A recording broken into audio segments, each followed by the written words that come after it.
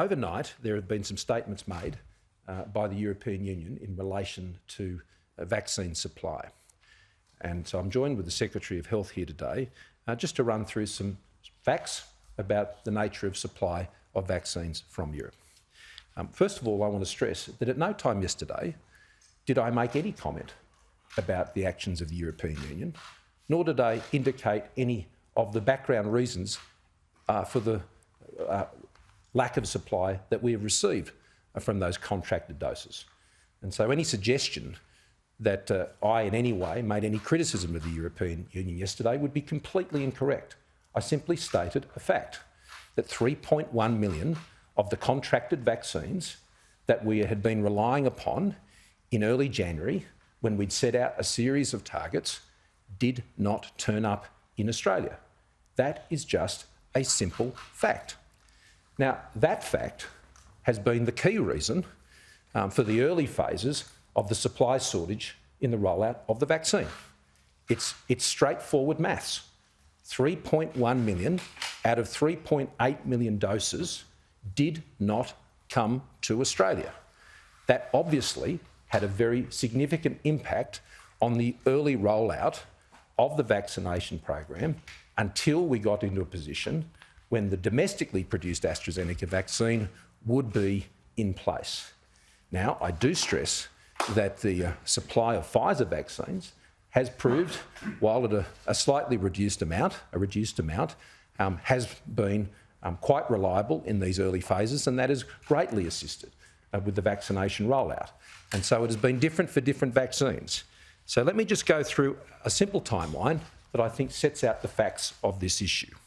AstraZeneca contract for 3.8 million doses in 9 September to be delivered in January and February from the offshore manufactured product. That's what we contracted back in September of 2020. In late January, the EC introduced strict export controls, which were further expanded on the 24th of March. In late January, mid to late January, AstraZeneca provided updated advice that only 1.2 of the 3.8 million offshore manufactured product could be delivered in February and in March. That was 500,000 in February and 700,000 in March. That was because of a range of issues, which included not just the vaccine shortage in Europe, AstraZeneca's awareness of the increasing restrictions on export controls, and so applications were not made for those 3.8 million doses. In fact, an application was made for 500,000 doses to be released, and in February that application was made. Those 500,000 doses were being manufactured in Italy. On the 19th of February, Minister Hunt called the EU Health Minister to advocate for release of the AstraZeneca vaccine to Australia. On the 20th of February, AstraZeneca was advised by the European Commission to withdraw their application and submit a revised application for 250,000 doses manufactured in Italy. Same day, I had a discussion with Ursula von der Leyen from the European Union to discuss vaccine supply. In that discussion, this was the discussion over 500,000 vaccines, which I was advised would not be approved, that they needed more time and to create some time for them to consider these issues further. I agreed to do that and to work with the Commission to ensure we could get to a position where we could gain access to some of these supplies. Subsequently, an application was made for 250,000 doses out of what was to be 500,000 doses, and on the 3rd of March, the European Union denied export of those 250,000 doses to Australia.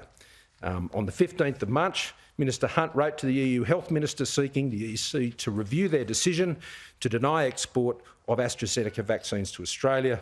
On the 17th of March, I wrote to the President of the EC requesting the export of 1 million doses from our original 3.8 million, which were originally to be for Australia, to ensure that we could make them available to Papua New Guinea to deal with the humanitarian crisis that was emerging in that country. We have still not received any response to that request, Minister Hunt wrote to AstraZeneca Global to request them to resubmit their export application to the EC for the doses, and we've been seeking further calls with the President of the EC to discuss these matters. Now, I'm pleased to hear that the European Union overnight has indicated that they are not seeking to restrict these vaccines to Australia. So I'll be very pleased, as will the Minister, to write again in parallel both to AstraZeneca to seek the export licences for the full amount of the doses, the 3.8 million, to be provided to Australia.